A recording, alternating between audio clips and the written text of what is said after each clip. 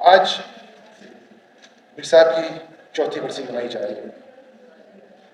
آج ہم اس ہال میں اس شخص کے لیے جمع ہیں جسے میر جمہوریت میر حاصل خان فیض جو کہتے ہیں. آج اس ہال میں جتنے بھی لوگ ہیں، اگر میں ان سے بیٹھ کے میر صاحب کے بارے میں اگر کوئی بات کروں تو آخر میں سبھی یہی بولتے ہیں کہ کل تک کی تو بات تھی کہ میر صاحب ہمارے درمیان تھے. زندگی موت انسان کے تو ہاتھ میں نہیں ہے، بس انسان کی یادیں آخر میں رہ جاتی ہیں. آج بھی اس دور میں میر صاحب کا اگر کہیں ذکر ہوتا ہے، چاہے سیاسی محفل میں، سیاسی پارلیمان میں، تو سب لوگ ہمیشہ دو باتوں کا ضرور پوائنٹ آؤٹ کرتے ہیں. ایک کہ میر صاحب ایک جمہوری پسند قسم کے انسان تھے. سیکنڈ، وہ ایک بہادر قسم کے انسان تھے. چاہے بیماری ہو، سیاست کا میدان ہو، انہوں نے یہ دونوں الفاظوں سے اپنا لوہا منوایا ہے اس سیاسی دور میں. میر صاحب اور ڈاکٹر مالک صاحب، انہوں نے وہ زمانے میں سیاست شروع کی جہاں سیاست کرنا ایک ناممکن کام تھا. میں سب سلام پیش کرتا ہوں میر صاحب کو، ڈاکٹر مالک صاحب کو، شہید مولانا بخش دشتی کو، ڈاکٹر یاسین کو، کہ ان دور میں جہاں سیاست کا نام لینا دور، انہوں نے اس وقت سیاست شروع کی.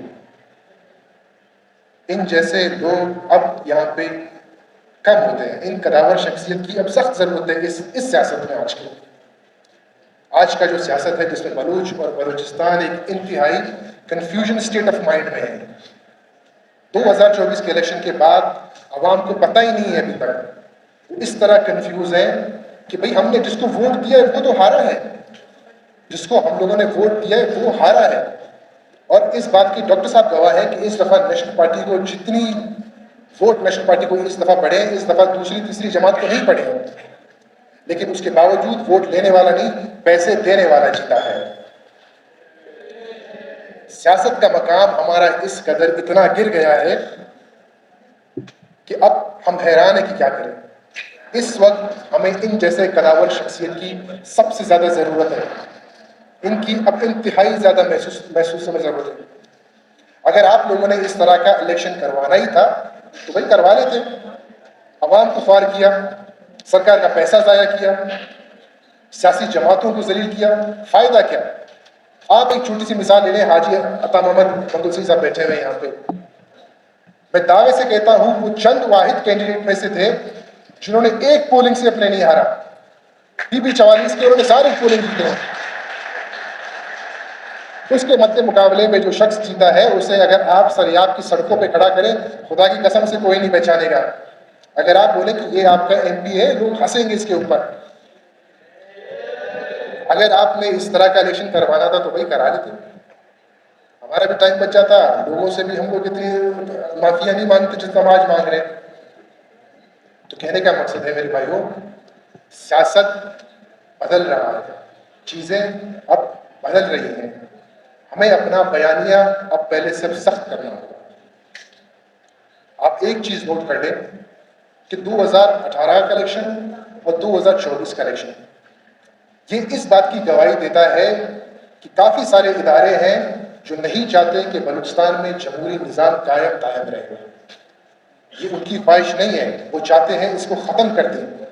اسی بات کا تذکرہ میر صاحب نے اپنی اسپیچ میں کیا تھا سینٹ میں، اور کہا تھا کہ بہت سے طاقتیں ہیں جو چاہتی ہیں کہ پارلیمان سے بھی زیادہ طاقتور ہو جائے. میر صاحب نے اسی زمانے میں ان کی نشاندہی کر دی تھی، اسی زمانے میں اپنی اسپیچ میں ان کی نشاندہی کر دی تھی. آج آپ ایک مثال لے لیں کہ جس طرح ٹی وی پہ جنرل فیض حمید کا نام لیا جاتا ہے، اس وقت کسی نے سوچا بھی نہیں تھا کہ بھئی وہ میر صاحب کبھی اس کا نام لے گا. جب اس کا نام لیا لوگوں کے رونگٹے کھڑے ہوئے کہ بھئی اس بندے نے جنرل فیض کا نام کیسے لے لیا. سیاست اسی طرح ہوتی ہے. یہ ڈر، اس طرح کی چیزیں سیاست میں آپ کو کبھی کامیاب ہونے نہیں دیتی ہیں. اگر ہم نے آج کے دور میں اگر سیاست کرنا ہے تو اپنا رویہ، اپنا مزاج، اپنا نظام سخت کرنا ہوگا. ورنہ ایک بات آپ کو بتا دوں، جتنا بھی ہم لوگ سیاست کر لیں آخر میں یہ ادارے اسی طرح مداخلت کرتے رہیں گے. اسی طرح یہ لوگ اپنا بازار یا منڈی لگاتے رہیں گے. جو میر صاحب نے ذکر کیا تھا، یہ فارم 47 والے کبھی بھی ہمارا مسئلہ حل نہیں کر سکتے. یہ فارم 47 والے کبھی بلوچستان کا دفاع نہیں کر سکتے. ये फॉर्म 47 वाले कभी भी मिसिंग पर्सन जैसे मेन इश्यूज को कभी हल नहीं करेंगे। क्यों नहीं करेंगे? क्योंकि वो है बेनिफिशियरी ऑफ वॉर। इनकी सियासत चलती है बलूचिस्तान के हालात खराब होने पे।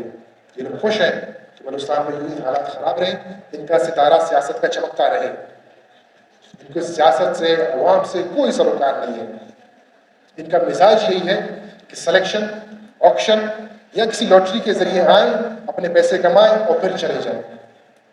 मेरे भाइयों, अगर आप सबको याद हो कि मीर साहब ने तकरीबन अपने आखिरी इस एक इंटरव्यू में कहा था कि हमें एक ग्रैंड नेशनल डेमोक्रेटिक अलायंस की जरूरत है।